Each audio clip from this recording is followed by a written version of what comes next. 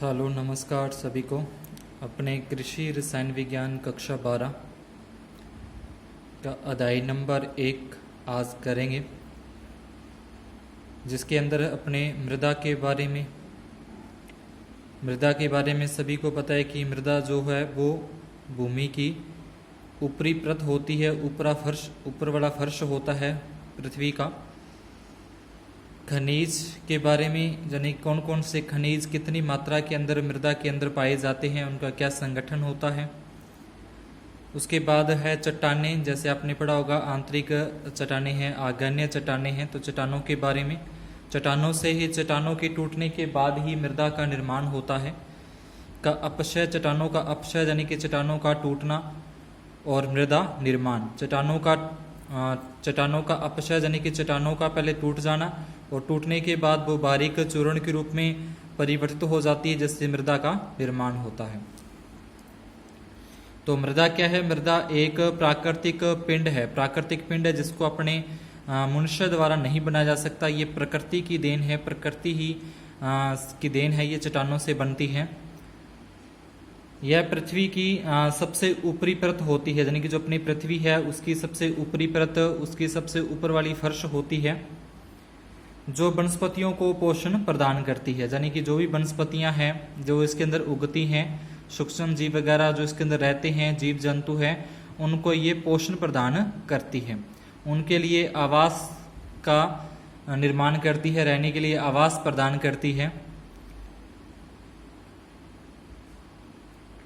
तो आओ पढ़ते हैं अपने मृदा। पहला, मृदा शब्द की उत्पत्ति लैटिन भाषा के शब्द सोलम, ठीक है, याद रखना है कि लैटिन भाषा के शब्द सोलम से मृदा शब्द की उत्पत्ति हुई है, जिसका शाब्दिक अर्थ फ्लोर अर्थात फर्श है। मृदा को पृथ्वी की सबसे ऊपरी परत माना जाता है। मृदा एक त्रिविमीय प्राकृतिक पिंड है। त्रिविमीय मतलब जैसे अपने घनघनाभ होता है, जैसे अपना कमरा होता है, त्रिविमीय यानी कि इसकी लंबाई, चौड़ाई, ऊंचाई, ये तीनों चीजें होती हैं, उसको बोलते हैं त्रिविमीय। प्राकृतिक त्रिविमीय पिंड है जिसकी लंबाई, चौड़ाई एवं गहराई होती है। मृदा पौधों की वृद्धि के लिए यांत्रिक आधार है, यानी कि जो भी अपने पौधे लगाते हैं तो उनके लिए यांत्रिक आधार है। अगर मृदा नहीं होती तो वहां पे अपने ये नहीं लगा सकते थे। जल एवं पोषक तत्वों को प्रदान करती है। तो मृदा के अंदर ही जल होता है और उसी मृदा के माध्यम से ही पेड़ पौधों को पोषक तत्वों की प्राप्त होते हैं। मृदा भूमि की ऊपरी सतह पर असंगठित खनिज पदार्थ हैं, यानी कि विभिन्न प्रकार के इसके अंदर खनिज पदार्थ पाए जाते हैं, जैसे calcium, magnesium, potassium, sodium, hydrogen, लोहा, तांबा। विभिन्न प्रकार के जो खनिज पदार्थ हैं वो इसके अंदर पाए जाते हैं। तथा पादप वृद्धि के लिए प्राकृतिक माध्यम का कार्य करती है। तो पादप जो वृद्धि करते हैं, जो भी अपने पेड़ पौधे लगाते हैं, फसलों को बोते हैं, तो उनके अंदर ये वृद्धि का कार्य करती है। मृदा को निम्न प्रकार से परिभाषित किया गया है। अब आगे इनकी परिभाषाएं अलग अलग वैज्ञानिकों ने अपने अपने अनुसार इन मृदा की परिभाषा दी है। तो जैसे पहला है ये जोफे एम मार्बट है। जोफे एम मार्बट के अनुसार ये परिभाषा है। तो अगर सीधे ही आपसे मृदा की परिभाषा पूछे तो आप कोई भी परिभाषा दे सकते हो, और अगर स्पेशली वो किसी वैज्ञानिक का नाम दे के पूछे कि इस वैज्ञानिक ने मृदा की क्या परिभाषा दी है, तो फिर पर्टिकुलर वही परिभाषा अपने को लिखनी पड़ेगी या देनी पड़ेगी। तो जोफे मार्बट के अनुसार क्या होता है कि मृदा एक प्राकृतिक पिंड है। ये तो सभी बोलते हैं कि मृदा क्या है, एक प्राकृतिक पिंड है, प्रकृति की देन है, जो प्राकृतिक पदार्थों पर प्राकृतिक बलों के प्रभाव से विकसित हुई है। जो प्राकृतिक पदार्थ मतलब चट्टानें थी, चट्टानों से मृदा का निर्माण हुआ है। तो चट्टानें क्या है? चट्टानें भी कोई मनुष्य तो बना नहीं सकता, वो भी एक क्या, प्रकृति की देन है। तो जो प्राकृतिक पदार्थों को मतलब चट्टानों पर प्राकृतिक बलों के माध्यम से, जैसे वर्षा आ गई या बहुत ज़्यादा तेज आंधी आ गई, जहाँ अन्य कोई आपदा आ गई, जिसके माध्यम से क्या हुआ कि वो चट्टानें टूटी। चट्टानें टूटने के बाद उन पे घर्षण बल है, जहाँ कोई बल लगते हैं, उन बल के माध्यम से या वर्षा जल के साथ वो मिलकर या घुलकर विभिन्न स्थानों पर चली जाती है और बारीक कणों के अंदर परिवर्तित हो जाती है, जिससे मृदा का निर्माण हो जाता है। तो क्या ये एक प्राकृतिक पिंड है जो क्या होता है, प्राकृतिक पदार्थों यानी कि चट्टानों पर प्राकृतिक बलों के प्रभाव से विकसित हुई है। प्राय भिन्न भिन्न गहराइयों के खनिज एवं कार्बनिक अवयवों के संस्तरों के अनुसार इसके भेद किए जाते हैं। भिन्न भिन्न गहराइयाँ, जैसे जैसे अपने क्या होता है कि अगर अपने इलाके में देखें तो अगर जैसे जैसे अपने नीचे की ओर जाते हैं तो वो मृदा है वो नीचे कठोर होती जाती है। कहीं पे पर देख लें तो ये क्या होता है कि विभिन्न गहराइयों में खनिज यहाँ पर कार्बनिक अवयवों के संस्तरों के अनुसार इसके भेद किए जाते हैं। यानी कि इसके अंदर अगर अपने को भेद करना है, जैसे जैसे अपने गहराई के अंदर जाएंगे, जैसे पहले मान लो कि जल आ गया, उसके बाद देखेंगे खनिज पदार्थ आ गए, जैसे तेल वगैरह है, ये इनका नीचे से उसकी गैस वगैरह निकलती रहती होती है। तो ये अलग अलग खनिज पदार्थ या कार्बनिक पदार्थ इसके संस्तरों के अंदर, संस्तरों का मतलब नीचे की ओर जैसे अपने जाएंगे गहराई के अंदर तो वहां पे ये इनके पाए जाते हैं।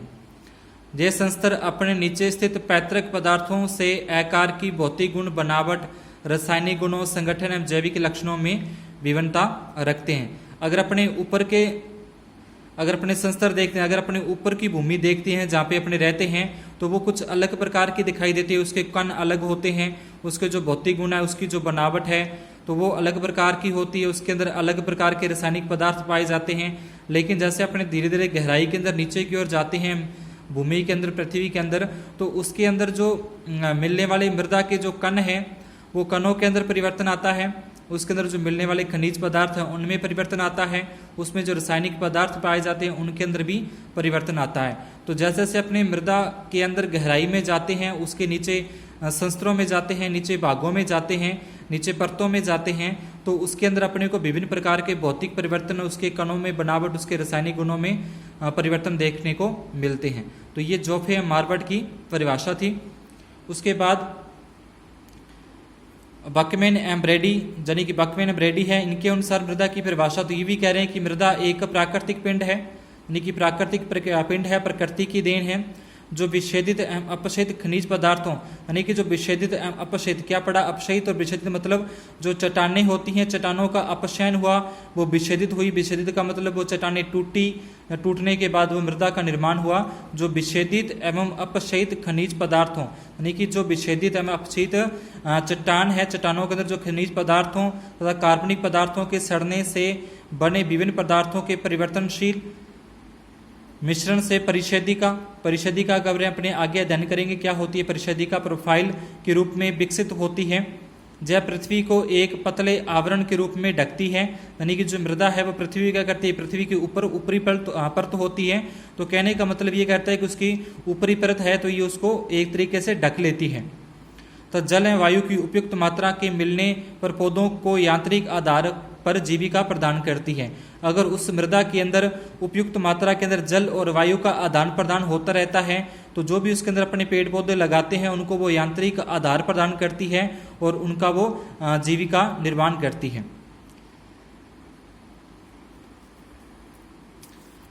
उसके बाद है मृदा की विशेषताएं, यानी कि विशेषताएं क्या क्या है मृदा की। तो सबसे पहले तो ये है कि वो क्या है, विशेषता का मतलब उसके अंदर कौन कौन से गुण हैं। तो मृदा एक प्राकृतिक पिंड है, जब पादवृद्धि के लिए एक प्राकृतिक माध्यम है, यानी क्या गुण है, एक तो प्रकृति की देन है, दूसरा क्या हो जाएगा वो पादवृद्धि के लिए एक प्राकृतिक माध्यम है, तथा कृत्रिम रूप से इसका संश्लेषण नहीं हो सकता। कृत्रिम का मतलब मनुष्य के द्वारा इसको कभी भी नहीं बनाया जा सकता, उसका संश्लेषण उसका निर्माण नहीं हो सकता। तो ये पहली विशेषता तो ये होगी, प्राकृतिक पिंड है, पेड़ पौधों को प्राकृतिक माध्यम प्रदान करती है और मनुष्य के द्वारा या कृत्रिम रूप से इसका निर्माण नहीं किया जा सकता।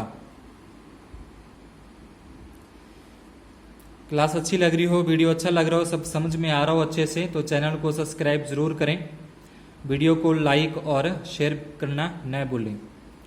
तो उसके बाद अपनी विशेषता देखी, तो विशेषता के अंदर आगे विभिन्न संस्तरों में विभाजित होती है। संस्तर अभी मैंने पीछे बता दिया कि संस्तर मतलब परतें होती हैं। जैसे जैसे अपने मृदा के अंदर गहराई में जाते हैं तो उनका क्या होता है कि अलग अलग वो परतों के अंदर विभाजित होती है। अब जिसके अंदर क्या होगा कि विभिन्न परतें जो होती हैं उनके अंदर जो पदार्थ होते हैं वो पदार्थ या उनके भौतिक जो गुण होते हैं वो अलग अलग या भिन्न भिन्न प्रकार के होते हैं। पदार्थों के संचार, स्थानांतरण एवं संचयन के कारण मृदाओं में विभिन्न परतें होती हैं।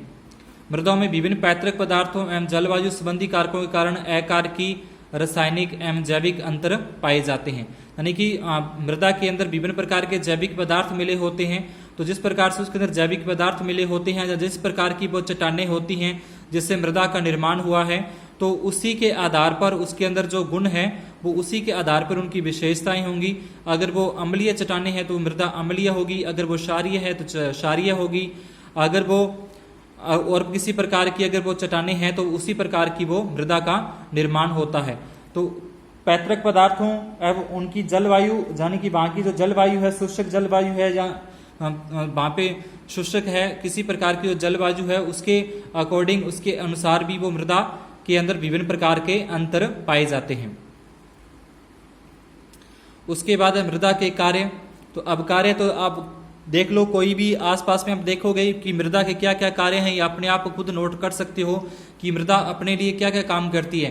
जैसे अपने रहने के लिए वो जगह देती है, अगर मृदा नहीं होती तो यानी कि ऊपर वाली परत नहीं होती तो अपने पृथ्वी पर कहाँ रहते, अपने को रहने के लिए आवास की सुविधा है, तो आवास अपने को बनाना है, घर वगैरह बनाने हैं, तो उसके अंदर भी ये सहायता अपने को मिलती है। अगर अपने कोई फसल बोनी है, पेड़ पौधे लगाने हैं, तो उनको यांत्रिक आधार प्रदान करना है, तो उसके लिए भी इसका उपयोग किया जाता है। मृदा उसके अंदर भी काम आती है। और जीवों को प्राकृतिक निवास प्रदान करना है, ठीक है, जैसे जीव जंतु है जो बाहर आवारा रह रहे हैं उनको भी रहने के लिए वो जगह देती है।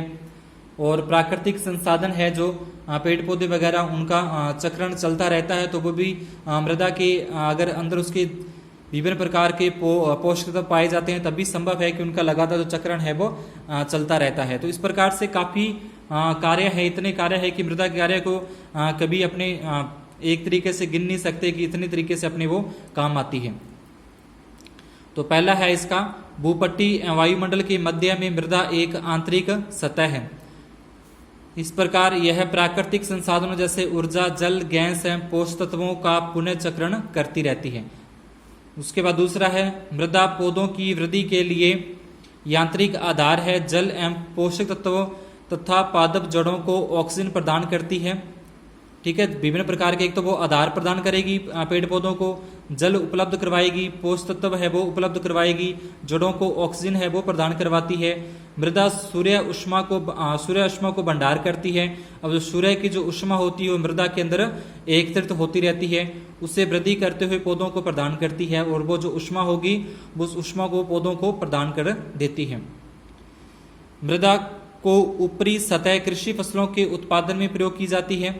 मृदा विभिन्न जीवों, पादप एवं जंतुओं के लिए प्राकृतिक निवास स्थान होती है। मृदा का प्रयोग इमारतों के निर्माण, सड़कें और निरर्थक पदार्थों को मिलाने में किया जाता है। मृदा का प्रयोग इमारतें खड़ी करनी है तो भी अपने को उसके अंदर मृदा का काम पड़ता है, सड़कें बनानी है तो भी, और अन्य प्रकार के कोई पदार्थ अपने को मिक्स करने, आपस में मिलाने हैं कोई भी, तो वो जैसे कोई कचरा वगैरह अपने को मिलाना है, या जैविक पदार्थ, सड़े गले पदार्थ हैं, उनको अगर अपने को मिलाना है तो भी अपने को मृदा की आवश्यकता पड़ती है। ये भी मृदा के कार्य के अंदर ही आता है। उसके बाद मृदा का अध्ययन, यानी कि विज्ञान की ऐसी कौन सी शाखा है जिसके अंदर मृदा का अध्ययन किया है। जैसे अपने अगर रसायन का अध्ययन करना है, जो रासायनिक पदार्थ है उनका अध्ययन करना है तो रसायन विज्ञान होती है। अगर अपनी डॉक्टरी का अध्ययन करना चिकित्सक विज्ञान होती है। अगर अपने जीव जंतुओं के बारे में अध्ययन करना जीव विज्ञान होती है। अगर अपने भौतिकों के बारे में अध्ययन करना तो भौतिक विज्ञान होती है। तो उसी प्रकार से जिसके अंदर मृदा का अध्ययन किया जाता है, विज्ञान की वह शाखा जिसके अंदर मृदा का अध्ययन किया जाता है, तो उसके अंदर ये आ जाएंगे पेडोलॉजी और मृदा शास्त्र, ठीक है, जिसके अंदर मृदा का अध्ययन किया जाता है कि मृदा का निर्माण कैसे होता है, मृदा का विकास कैसे होता है, मृदा के क्या क्या कार्य हैं, क्या उनकी विशेषताएं हैं, क्या कुछ मृदा के अंदर मिला हुआ है, किस तरीके से ये कार्य करती है। तो उन सभी का अध्ययन मृदा के जो विज्ञान की शाखा के अंदर किया जाता है, उसके अंदर पेडोलॉजी और मृदा शास्त्र। तो इनका अध्ययन पहले आता है पेडोलॉजी। मृदा को एक प्राकृतिक पिंड माना जाता है। विज्ञान मृदा के जन्म, निर्माण तथा वितरण से संबंधित है। पेडोलॉजी के अंदर क्या अध्ययन होगा कि मृदा का जन्म कैसे हुआ, वो मृदा बनी कैसे चट्टानों से, उसका निर्माण कैसे हुआ तथा वितरण से संबंधित है। उसके बाद दूसरा है मृदा शास्त्र।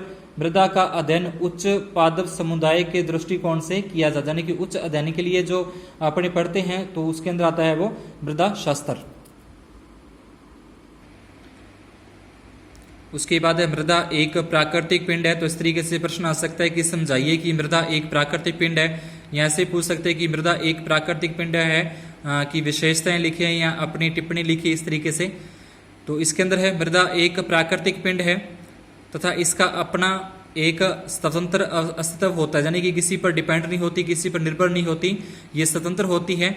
इसके गुण विशेष तथा विभिन्न हैं, यानी कि इसके जो गुण होते हैं वो विशेष होते हैं और विभिन्न जगहों पर विभिन्न प्रकार के होते हैं। जैसे अपने पीछे अध्ययन किया तो उनके अलग अलग तंत्र हैं, संस्तर होते हैं, परतें होती हैं, तो उसके गुण भी क्या होते हैं, अलग अलग होते हैं। मृदा एक प्रकार से जीवित पिंड है क्योंकि जीवित पदार्थों के समान मृदा का धीरे धीरे विकास होता है। जैसे जैविक पदार्थों के बारे में पढ़ते हैं ना कि जैविक पदार्थ जो विकास करते हैं, जिनका वृद्धि होती है जिनके अंदर, तो वो होते हैं जैविक पदार्थ। तो मृदा भी क्या है, एक जीवित पदार्थ के समान है क्योंकि मृदा का धीरे धीरे विकास होता है। इनका जन्म पैतृक पदार्थों अथवा चट्टानों से होता है। तो मृदा का जो निर्माण होगा वो चट्टानों से होता है और यह परिपक्व अवस्था को पहुंचकर पूर्ण प्रोफाइल के रूप में विकसित हो जाती है, यानी कि धीरे धीरे ये क्या हो जाती है, परिपक्व होती जाती है। मृदा को एक गतिशील प्राकृतिक पिंड कहते हैं जो जीव एवं सूक्ष्म जीव मृदा की के विशेष कार्यों को भी प्रभावित करते हैं। तो मृदा क्या है, एक गतिशील प्राकृतिक पिंड है जो जीव एवं सूक्ष्म जीव मृदा के विशेष कार्यों को भी प्रभावित करते हैं। मृदा एक प्राकृतिक पिंड है क्योंकि यह गहरी होती है और इसमें पृष्ठ क्षेत्रफल भी होता है। जब विनाशकारी एवं संश्लेषित प्रक्रमों से उत्पन्न एक प्राकृतिक पदार्थ है, जैसे कोई विनाशकारी आपदा आती है तो चट्टानें टूटती हैं तो वहां से उसका निर्माण होता है, उसका संश्लेषण होता है। इस प्रकार मृदा एक प्राकृतिक पदार्थों की सभी विशेषताओं जैसे विनाश, संश्लेषण, यानी कोई आपदा वगैरह आती है तो विनाश तथा परिवर्तन की पूर्ति करती है। इस प्रकार हम देखते हैं कि मृदा कार्बनिक एवं खनिज पदार्थों का एक प्राकृतिक पिंड है। लेकिन मृदा के अंदर विभिन्न प्रकार के कार्बनिक पदार्थ पाए जाते हैं, विभिन्न प्रकार के खनिज पदार्थ पाए जाते हैं, तो ये एक उनका प्राकृतिक पिंड है। उसके बाद मृदा पादप वृद्धि के लिए एक माध्यम, यानी कि जो मृदा है, जो भूमि है अपनी, वो पादप वृद्धि के लिए, जो भी पादप अपनी फसलें बोई हैं उसकी वृद्धि के लिए एक माध्यम है। यानी कि अगर उसी के बलबूते पर, उसी के सहारे पर जो पादप है वो वृद्धि करते हैं। पौधों की वृद्धि को प्रभावित करने वाले कारकों को 3 वर्गों में विभाजित किया जा सकता है। जलवायु संबंधी कारक, दूसरा है जीवीय कारक और तीसरा है मृदीय कारक। तो पहला है जलवायु। जलवायु से आप समझ गए होंगे कि जलवायु जो है वो पादपों की वृद्धि को किस प्रकार से प्रभावित करती है। जैसे जलवायु अच्छी होगी, ना ज़्यादा गर्मी ना ज़्यादा ठंड होगी, तो वहाँ पे जो पादप है वो अच्छे तरीके से वृद्धि करेंगे। अगर वो ज़्यादा शुष्क है या यदि ज़्यादा नमी वाली मृदा है तो वहाँ पे वो पौधे हैं, वो पादप हैं, वो अच्छे से वृद्धि नहीं कर पाते। उसके बाद दूसरा है जीवीय, यानी कि अगर सूक्ष्म जीव हैं जो वो अच्छी प्रकार से अपनी जैविक क्रियाएं करती हैं तो वहाँ पे पादपों की वृद्धि अच्छी होती है, अच्छी पैदावार होती है। अगर जैविक पदार्थ हैं जो अगर वो वहाँ पे नहीं होंगे तो वहाँ पे जीवीय जो होंगे, जीवीय जो होंगे, जैविक होंगे, जो वो भी अच्छी प्रकार से अपनी जैविक क्रियाएं नहीं कर पाएंगे, जिसके अंदर जो पादप है वो अच्छे से वृद्धि नहीं कर पाएंगे। यानी कि जलवायु सही होनी चाहिए, ज़्यादा शुष्क या ज़्यादा नमी वाली नहीं होनी चाहिए। जीवीय जो सूक्ष्म जीव है वो भी अपना अच्छे तरीके से जीवन यापन करें मृदा के अंदर, तो पादपों की वृद्धि होती है। उसके बाद तीसरा है मृदीय कारक। तो मृदा के बारे में अपने आगे अध्ययनकारी रहे कि मृदीय कारक है जो मृदा है वो पादपों की वृद्धि को किस प्रकार से प्रभावित करती है। मृदीय वर्ग में मृदा के सभी भौतिक, रासायनिक और जैविक गुण तथा मृदा में होने वाले सभी प्रक्रम जो मृदा की पौधों को खनिज तत्व एवं जल प्रदान करने की क्षमता को प्रभावित करती है सम्मिलित है। मृदा पौधों की वृद्धि के लिए निम्न आवश्यक दशाएं प्रदान करती है। यानी कि जो मृदा है वो पौधों की वृद्धि के लिए विभिन्न प्रकार की दशाएं प्रदान करती है। यानी कि जो मृदा के अंदर सभी जो तत्व होते हैं, चाहे रासायनिक हो, चाहे वो जैविक हो, चाहे अन्य किसी प्रकार का प्रक्रम हो, जो मृदा की पौधों को खनिज एवं जल प्रदान करने की क्षमता को प्रभावित करता है। कोई भी प्रक्रम है अगर वो खनिज देने में प्रभावित होती है, मृदा की खनिज अच्छे से उसको नहीं मिल पाते, मृदा के अंदर नहीं मिल पाते, तो वो पौधों को भी नहीं प्रदान कर पाएगी। अगर वो मृदा ज़्यादा बारीक कण वाली है जिसके अंदर जल सोखने की क्षमता बहुत कम है, तो अगर उसके अंदर जल सोखने की क्षमता कम होगी मृदा के अंदर, तो जिसके अंदर जैसे क्या होगी, पादपों को भी वो जल नहीं मिल पाएगा, आपूर्ति नहीं हो पाएगी, जिससे पादपों की जो वृद्धि है जहाँ उसकी पैदावार है वो प्रभावित होती रहती है। तो ये विभिन्न प्रकार की अपने को दशाएं बताई गई हैं, जिसके अंदर पहला है आवश्यक खाद्य तत्व, यानी कि जो पौधों के लिए, पादपों के लिए जो आवश्यक पोषक तत्व है उनके बारे में। सभी पौधों को अपने पोषण के लिए carbon, hydrogen, oxygen, nitrogen, phosphorus, potassium, calcium, magnesium, लोहा, गंधक तथा अन्य सूक्ष्म तत्वों की आवश्यकता होती है। तो ये विभिन्न प्रकार के जो तत्व है जो मृदा के अंदर अगर अच्छे तरीके से मिले होंगे, पूरी संतुलित अवस्था के अंदर ये होंगे सभी, तो वो पौधा है वो अच्छे प्रकार से वृद्धि करेगा, अच्छी प्रकार से उसका विकास होगा और पैदावार भी पूरी होगी। मृदा से पौधों को फास्फोरस, पोटेशियम, गंधक, कैल्शियम, लोहा, बोरॉन, मैग्नीज, जस्ता, तांबा, मोलिब्डेनम और क्लोरीन प्राप्त होती है। नाइट्रोजन मृदा तथा हवा दोनों से मिलती है। वायु एवं जल से पौधों को कार्बन, हाइड्रोजन और ऑक्सीजन मिलती रहती है। तो इस प्रकार से मृदा को ये विभिन्न प्रकार के जो तत्व हैं वो मिलते हैं, जिससे पौधा पादप है वो उन जो तत्व है उनको ग्रहण करता है और अपना विकास या जीवन यापन करता है। उसके बाद दूसरा इसकी जो दशाएं हैं वो अपनी है जल। यह मृदा का एक प्रमुख अंग है। मृदा का एक प्रमुख अंग है जल। जल के बिना जीवन नहीं। मृदा से जितने खाद्य पदार्थ पौधे लेते हैं उनमें पानी का भाग सर्वाधिक होता है। अब ऐसे तो है नहीं कि जो अपने उसके अंदर मृदा के अंदर लोहा है तो वो लोहे को सीधे ही पादप अपने ग्रहण कर लेंगे, जहाँ उसके अंदर जो हाइड्रोजन है या फिर उसके अंदर फास्फोरस है, पोटेशियम है या फिर सल्फर, गंधक है, उनको ऐसा नहीं है कि वो सीधे ही ग्रहण कर लेते हैं। तो पानी के माध्यम से घुलकर ही जड़ों के माध्यम से होते हुए ऊपर विभिन्न भागों तक पहुँचते हैं। तो जल उसके अंदर एक मुख्य पदार्थ है।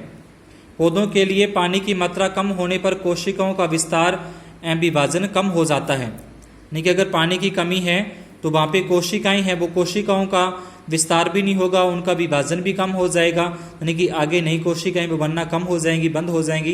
पौधों में प्रकाश संश्लेषण के लिए पानी आवश्यक है तथा इसकी कमी में यह आवश्यक क्रिया धीमी पड़ जाती है। यानी कि जो प्रकाश संश्लेषण की क्रिया होती है पौधों के अंदर, जिसके माध्यम से पौधे अपना भोजन ग्रहण करते हैं और अपने को ऑक्सीजन देते हैं, तो अगर वो जल अगर कम मात्रा में पौधों को मिलेगा तो ये प्रकाश संश्लेषण की जो क्रिया है वो धीमी पड़ जाएगी, वो प्रभावित होगी। जल एक अच्छा विलायक है, यानी कि इसी के अंदर सारे पदार्थ हैं वो घुलकर पहुंचते हैं विभिन्न भागों तक पौधे के, जो पोषक तत्वों को घोल लेता है तथा स्वयं भी पौधों के लिए पोषक कार्य करता है। मृदा ताप, मृदा वायु भी जल के द्वारा नियंत्रित रहते हैं। अगर ज़्यादा गर्मी है तो वो जल के माध्यम से उसको नियंत्रित रखता है ताप को। खनिज तथा कार्बनिक पदार्थों के चारों ओर जल भ्रमण करता है। अब इसके जो खनिज पदार्थ मृदा के अंदर पाए जाते हैं, कार्बनिक पदार्थ पाए जाते हैं, इसके चारों ओर जल आपस में इनको घोलता रहता है, अपने अंदर इसको मिलाता रहता है, और जब ये पूर्ण रूप से घुल जाते हैं तो ये पौधों को जड़ों के माध्यम से प्राप्त हो जाते हैं। उसके बाद है जड़ों के श्वसन के लिए ऑक्सीजन है। तो जड़ों के श्वसन के लिए जो मृदा है वो ऑक्सीजन इनको प्रदान करवाती है। जड़ों के माध्यम से पौधा है वो ऑक्सीजन को ग्रहण करता है। मृदा के अंदर जो घुली हुई ऑक्सीजन होती है उसको जड़ों के माध्यम से ग्रहण किया जाता है। सभी जैविक पदार्थ, जंतु एवं पौधों के लिए श्वसन अनिवार्य है। जो श्वसन के लिए ऑक्सीजन नितांत आवश्यक है, चाहे वो जीव जंतु है चाहे वो पौधे हैं, वो क्या करेंगे, श्वसन के अंदर, ध्यान रखना, श्वसन के अंदर वो ऑक्सीजन गैस ही ग्रहण करते हैं। कईयों को होता है कार्बन डाइऑक्साइड ग्रहण करते हैं। कार्बन डाइऑक्साइड वो तभी ग्रहण करते हैं जब वो प्रकाश संश्लेषण की अभिक्रिया करते हैं, लेकिन जब वो श्वसन की क्रिया करते हैं पेड़ पौधे, तो श्वसन के अंदर भी वो ऑक्सीजन को ही ग्रहण करते हैं और कार्बन डाइऑक्साइड को बाहर छोड़ते हैं, जैसे मनुष्य या अन्य जीव जंतु करते हैं। पौधों की जड़ों के श्वसन के लिए ऑक्सीजन मृदा वायु से प्राप्त होती है। साधारणतः मृदा वायु से 20.3% ऑक्सीजन, 79.01% नाइट्रोजन तथा 0.3% कार्बन डाइऑक्साइड मिलती है। मृदा वायु से उचित मात्रा में ऑक्सीजन न मिलने पर पौधों की जड़ों की वृद्धि नहीं हो पाती। अगर मृदा के अंदर ऑक्सीजन अच्छे प्रकार से नहीं घुली हुई है तो वो जड़ों का विकास नहीं होता, फलतः पौधों की वृद्धि रुक जाती है। अब जड़ों का विकास नहीं होगा तो जो वो उसकी जड़ें हैं वो विकास नहीं कर पाएगी, तो उसका ऊपर वाला जो भाग है वो भी पौधे का विकास नहीं करेगा और वृद्धि रुक जाती है। उसके बाद यांत्रिक आधार है। तो यांत्रिक आधार के बारे में तो आपको पता ही होगा कि पेड़ पौधों को ये एक आधार प्रदान करती है, एक उनको सहारा प्रदान करती है पादपों को। कुछ मृदाओं की भौतिक एवं रासायनिक दशाएं ऐसी होती है जिनमें पौधों की जड़ें आसानी से गहराई तक जा सकती है, तथा फैल भी सकती है, ये मृदाएं आदर्श होती हैं। यानी कि आदर्श मृदाएं कौन सी होंगी? तो आदर्श मृदा ऐसी मृदा होगी जिनके अंदर जो पौधों की जड़ें हैं, पादपों की जड़ें हैं, वो आसानी से नीचे की ओर गहराई के अंदर जा सके, क्योंकि इनमें वृद्धि करने वाले पौधे पवन दृढ़ जलभाव सह होते हैं तथा ये मृदा के एक आयतन के पोषकों को शोषित कर सकते हैं। पौधे की जड़ें प्राकृतिक या कृत्रिम कड़ी परतों, संस्तरों, नमी की अत्यधिक या न्यूनतम मात्रा तथा विषैले विलय लवणों की उपस्थिति में उचित प्रकार से या बिल्कुल भी वृद्धि नहीं करती। अगर जो मृदा है, मृदा की अगर जो परतें हैं वो परतें कड़ी हैं, बहुत कठोर परतें हैं, जैसे अपने लवणीय मृदा के अंदर पड़ा था, तो अगर वो कठोर परतें हैं तो वो जड़ें आगे वृद्धि नहीं कर पाती, वृद्धि उसकी रुक जाती है, जिससे जो पादप है उनकी भी वृद्धि रुक जाएगी। जहाँ उसके अंदर विषैले पदार्थ घुले हुए हैं मृदा के अंदर, तो भी वो जड़ें हैं विकास नहीं कर पाती, उनकी वृद्धि रुक जाती है। तो वृद्धि रुकने से जो पादपों की वृद्धि है वो भी रुक जाती है। पौधों की वृद्धि के लिए उपरोक्त आवश्यक दशाओं के अतिरिक्त अनुकूल मृदा ताप का होना आवश्यक है, यानी कि अच्छा तापमान होना चाहिए। अगर ज़्यादा गर्मी होगी तो भी पौधे हैं वो पौधे की जड़ें हैं या पौधा है वो अच्छे से वृद्धि नहीं कर पाता, क्योंकि यह पौधों द्वारा मिट्टी से खाद्य पदार्थ प्राप्त करने, जल शोषण तथा जड़ों की वृद्धि को प्रभावित करता है। ज़्यादा ताप होगा तो वहाँ पे क्या होगा कि जो जल है, जल का वाष्पीकरण हो जाएगा, जल की कमी हो जाएगी। जल की कमी होने से जो उसके अंदर जो पदार्थ घुले हुए थे, जो पौधों को प्राप्त होने थे, वो प्राप्त नहीं हो पाएंगे, क्योंकि जल की कमी हो जाएगी। उपरोक्त सभी दशाओं के आधार पर यह कहा जा सकता है कि पौधों की वृद्धि के लिए मृदा एक आवश्यक माध्यम है। तो इस प्रकार से आपने देखा कि अगर मृदा है तभी उन पादपों को या पेड़ पौधों को या अपनी फसलों को जो पोषक तत्व हैं आवश्यक, कैल्शियम, मैग्नीशियम, पोटेशियम, ये विभिन्न प्रकार के तत्व वो अच्छे प्रकार से मिल पाते हैं। जो सबसे मेन है वो अपना जल है। अगर जल है तो जीवन है, यानी कि अगर जल है मृदा के अंदर अच्छी प्रकार से है तो वो उसके अंदर पोषक तत्व घुलकर मृदा के विभिन्न भागों पेड़ पौधों के विभिन्न भागों तक पहुंचते हैं। उसके बाद देखा कि ऑक्सीजन है तो जड़ों के माध्यम से ऑक्सीजन पेड़ पौधों में पहुंचती है, श्वसन के अंदर जो काम आती है। उसके बाद यांत्रिक आधार है, तो पेड़ पौधों को वो सहारा प्रदान करती है मृदा। और उसके बाद ताप है, जो अगर ताप भी इस पे प्रभाव डालता है। तो इस प्रकार से ये थी अपने जो मृदा थी, मृदा का पौधों या पादपों की वृद्धि पर क्या प्रभाव पड़ता है, तो उसके बारे में अपना पूरा टॉपिक ये क्लियर हुआ। आगे मृदा का अवयव अपने अध्ययन करेंगे, जो इनकी मृदा के अंदर क्या कुछ कितनी मात्रा के अंदर मिला हुआ होता है, कितना उसके अंदर ठोस है, कितना उसके अंदर द्रव है, कितनी मात्रा के अंदर गैस है, कितनी मात्रा के अंदर कार्बनिक पदार्थ है, कितनी मात्रा के अंदर कार्बोहाइड्रेट है, कितनी मात्रा में उसमें जल है। इस तरीके से अलग अलग अपन उसके बारे में आगे अध्ययन करेंगे। आज की क्लास में इतना ही। अगर वीडियो अच्छा लगा हो तो चैनल को सब्सक्राइब जरूर करें, वीडियो को लाइक भी करें और चैनल को सब्सक्राइब करना न भूलें और शेयर जरूर करें। शुभ दिन, धन्यवाद।